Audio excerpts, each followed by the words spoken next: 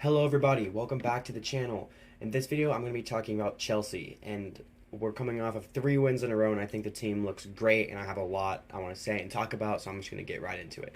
So 3 wins in a row. We beat Brighton 1-0, we beat Fulham 2-0, and we beat Burnley 4-1. And I think the team looks absolutely great off of a really tough start to the season. We started with a draw against Liverpool, which we looked pretty good, but then after that we really lost form. I mean, we lost a pretty bad. We lost 3-1 to West Ham, and it was a pretty bad game. And then we beat Luton, but look, everybody's going to be beating Luton except Everton this season, right? I mean, Luton, that's everybody's 3 points for the taking. No disrespect to Luton, but I mean, they're just not a Premier League team to compete against right now. We lost to Nottingham Forest, which was it was a hard watch. That was a tough game. Drew to Bournemouth, same thing. Lost to Villa, and it's been a tough start to the season. But these past 3 games, I think the teams look great. You know, they're all playing great football together. They all look the team looks like they're really working together. All the guys look like they like each other. I think Pochettino's really building a great team right now.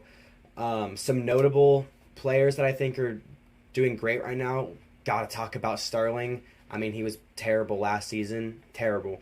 But I mean, he's finding form. He's looking great. He's scoring goals and getting assists. He looked great against Burnley, and I know it's only Burnley, but that doesn't change the fact that he looked great. I think Caicedo's starting to look great. He's looking really good, working with Enzo. Conor Gallagher's working really well in the 10. Ever since he was given the captaincy, he's been doing really well. Mudrick, of all people, is doing amazing this season. I mean, it looks like each game he's getting better. He's scoring goals. He scored a goal, but it was a good finish. I mean, it wasn't like an easy little tap in. Like he had to put some work into that goal, and I think that was great. I think Jackson looked great against Burnley. I think he looked really, really solid. You know, especially after that brutal start he had at the beginning of the season. You know, probably having the miss of the season against, what was it, Forest, I think. I mean, that was horrendous. I mean, it doesn't get much worse than that. You're 6 yards out and you missed it. I mean, it was bad, but he scored a great goal against Burnley. Who else? Cucurella. I mean, Cucurella has been absolutely miserable for us in these past 3 games he's played. I think he's looked incredible. I mean, he's slotted into that right back, left back position and looked great. Levi Colwill, he looks amazing. Really glad we hung on to him. He looks great. Cole Palmer, we have to talk about Cole Palmer. I mean, this guy, the impact he's had on this team the past however many games he's played, he's been amazing. I mean, he got his goal. It was a penalty, but it was a well-taken penalty. It was very, very good. I mean, he's gotten a couple assists. I mean, the passes he's making are incredible. I mean, this guy is incredible. And a good talking point is going to be when we get our full 11 fit, does he start? That's gonna be an interesting conversation. But I think Cole Palmer looks great, and I'm very excited to see how he's going to be doing in the future. I mean, I'm at first I was kind of iffy about the signing. I was like, why are we signing this guy on deadline day? It was kind of a weird signing, and I mean, this guy has been incredible, and I love the guy. He's awesome. Robert Sanchez, our goalie, same thing. I didn't really know why we got him. I thought that was kind of a meh signing, wasn't great, but I mean, this guy, I mean, he looks like a world class shot stopper. He already has the save of the month of September. I mean, against Villa. I mean, what a save! He's had some world class saves this season. Only thing I got to say is his distribution has been it's been pretty 50-50. He's had some pretty bad giveaways, especially against Brighton in the EFL Cup. There was a very bad giveaway. And Joao Pedro, I mean, 9 out of the 10 times he's scoring that chance. We got lucky he missed. But his distribution could use work. But his shot stopping is incredible. All right, so I'm happy with it. Armando Broa, coming back from injury, he's looking great. I thought he looked okay against Burnley, but I mean, when he had to start against Fulham, he looked great, got a goal. I mean, I think once Broa is fully fit, there's going to be a lot of talk between does Jackson or Broa gets the start, and I think it's Broa. I think he's just, I think he's just going to be the better option. You know, he's a proper big striker, got a good, he's good at shooting. He's a proper striker. Jackson, I think it it's weird with Jackson because he has these games like Burnley where he looks great, and then he has things like Nottingham Forest. I mean, he's missed some sitters this season. He really has. But if he can keep form, I mean, I'll take him. I mean, the big thing is we're scoring goals, which we were not doing at all in the beginning of the season. We scored 1 goal in the entire month of September. I mean, we've scored 7 goals in the last match, or in the last 3 matches, and only conceded 1. I mean, that's incredible. I mean, to have not been scoring goals all season and then to drop 7 in 3 games, that shows improvement. I mean, getting this team to score goals is going to be huge, especially because we're the 3rd best defense in the league, statistic-wise, only behind Man City and Arsenal. So, I mean, if we can get this team scoring, it's going to be a tough team, and I'll talk a bit more about that later. 4-1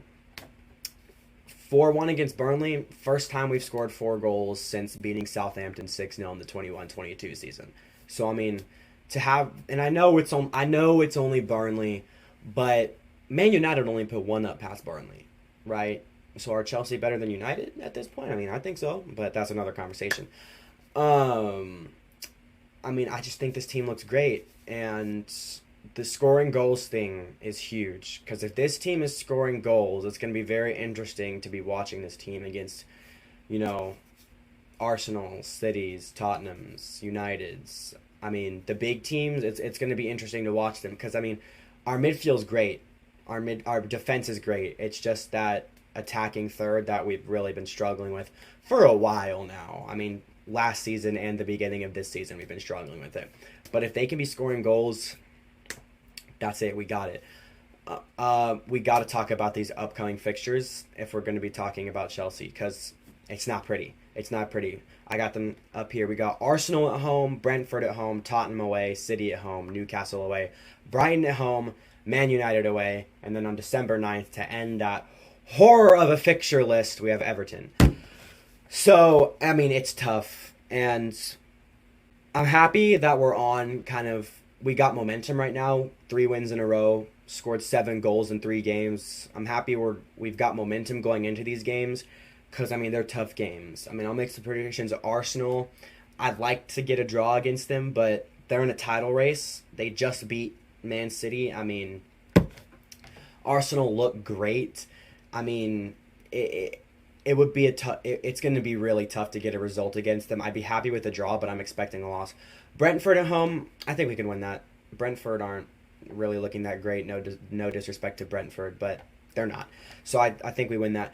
Tottenham away, that one's tough. That one's tough. I think we lose Spurs away. City at home, it's City. Everybody loses to City. That's a loss. Brighton, I think we win against Brighton. We beat them the past 2 times we played them, once in the Cup, and then obviously in the Premier League Summer Series. Take that as you will, in the preseason, whatnot. But we've beaten them, all right? And now Brighton have been on a really bad run of form. I think we'll win against Brighton.